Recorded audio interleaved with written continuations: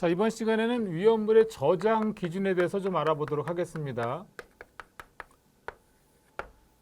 자, 이 유별을 달리하는 위험물을 함께 저장할 수 있는 경우가 있고요. 그 다음에 옥내 저장소 또는 옥외 저장소에 저장하는 위험물의 규정 높이, 이게 이제 시험에서 굉장히 자주 출제가 됩니다. 자, 그 다음에 위험물의 저장 탱크 용량을 계산하기 위한 내용적, 또 공간 용적에 대해서도 좀 파악해야 되고요. 타원형 탱크나 원통형 탱크에 있어서 형태별 내용적을 계산하는 공식도 이건 암기가 좀 필요합니다. 자, 우선 첫 번째, 유별을 달리하더라도 원래는 유별 달리하게 되면 각각으로 저장을 해야 되는데, 자, 1m 이상 간격을 두는 경우 같이 저장해도 좋다, 그런 뜻이 되겠습니다. 어떤 경우냐? 인류하고 오류 위험물을 같이 저장하는 경우, 그 다음에 인류와 육류 위험물을 저장하는 경우, 자, 그 다음에 인류와 삼류 위험물 중에 자연 발화성 물질, 금속 물질은 해당이 되지 않습니다.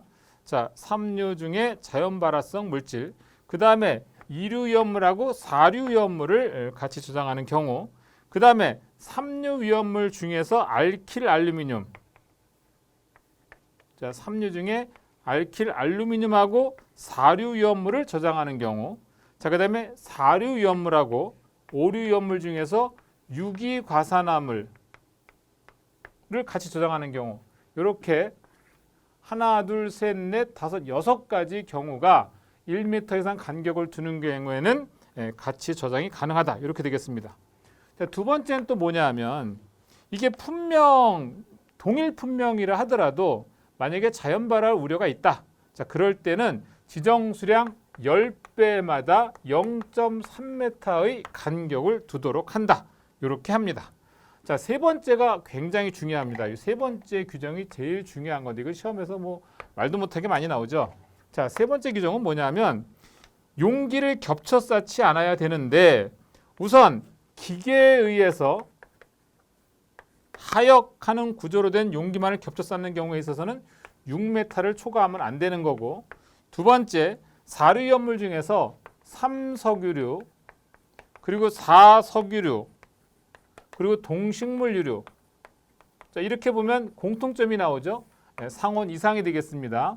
상온 이상뿐만이 아니라 이 경우에는 70도 이상 좀 인하점이 높은 경우, 이럴 경우에는 4m를 초과하면 안 되고, 그 외의 경우는 3m로 이렇게 규정을 뒀어요.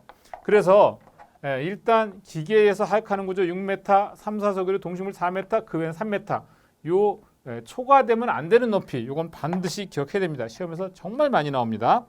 자, 그 다음에 옥내 저장소에 있어서는 용기에 수납해서 저장하는 위험물의 온도가 55도씨를 넘지 않도록 그렇게 또 저장해야 되고요. 옥외 저장소에서 위험물을 수납한 용기를 선반에 만약에 저장한다, 그럴 때는 6m를 초과하지 않도록 합니다. 자, 이번에는 자, 저장 탱크 용량에 대한 얘기가 되겠습니다. 용량. 자, 용량에 대한 얘기인데, 자, 이 경우에는 위험물을 저장 또는 취급하는 탱크 용량은 해당 탱크 내용적에서 공간 용적을 뺀, 이게 바로 이제 용량이 되겠습니다. 다만 이동 탱크 저장소 탱크인 경우에는 내용적에서 공간 용적을 뺀 용적이 자동차 관리 관계 법령에 의해서 최대 적재량 이하여야 된다는 얘기고요. 자, 그래서 이 공간 용적의 기준이 좀 필요하죠. 자, 공간 용적은 어떻게 말하느냐? 보통 일반 탱크는요, 100분의 5에서 100분의 10을 의미하는 겁니다. 자, 두 번째는 자, 소화 설비를 설치하는 경우, 자, 소화 설비를 설치하는 탱크 같은 경우에는 해당 소화 설비의 소화약제 방출구 아래 0.3m 이상 1m 미만 요 사이의 면으로부터 윗부분을 용적으로 한다는 얘기고, 자, 세 번째, 안반 탱크에 대한 얘기인데요. 이것도 이제 날짜 같은 거라도 이런 걸 좀 알아둘 필요가 있어요. 탱크 내에 용출하는 7일간의 지하수량, 자, 7일간의 지하수 양이 되겠습니다. 요거하고, 그 다음에 해당 탱크 내용적의 100분의 1, 요 둘하고, 요 중에서 보다 큰 용적, 요 두 가지 조건 중에서 큰 쪽으로 결정한다는 얘기예요. 안반 탱크에 있어서의 공간 용적은 우선 그렇게 기억하시면 되겠습니다. 그래서 저장 탱크 용량은 내용적에서 공간 용적을 빼주는 거고 공간 용적 기준 이렇게 세 가지가 있다. 이렇게 기억하시면 되겠습니다. 자, 그다음에 탱크 내용적은요. 계산하는 공식이 우선 양쪽이 볼록한 경우 타원형 탱크예요. 양쪽이 볼록한 경우 요 길이를 A로 보고 요 길이를 B로 본다고 했을 때 자, 우선 탱크 이렇게 되겠죠. 이렇게 되고 그다음에 여기를 우리가 L1, 여기를 L2, 그리고 여기를 L로 보겠습니다. 이렇게. 자, 이랬을 때 내용적 계산하는 공식은 4분의 파이 AB 괄호 열고 L 플러스 3분의 L1 플러스 L2 이걸로 내용적 계산한다는 얘기를 좀 알아두시면 되겠습니다. 자, 그다음에 만약에 여기서 이게 한쪽이 다른 한쪽이 오목하다 이렇게 됐을 경우 이때는 이 플러스가 마이너스가 되면 된다라는 얘기예요. 근데 이와 관련된 문제는 좀 많이 나오는 편은 아니고요. 자, 그다음에 이번에는 원형 탱크 내용적의 경우를 좀 보겠습니다. 자, 우선 이렇게 돼서 횡으로 설치된 경우가 있을 수 있죠.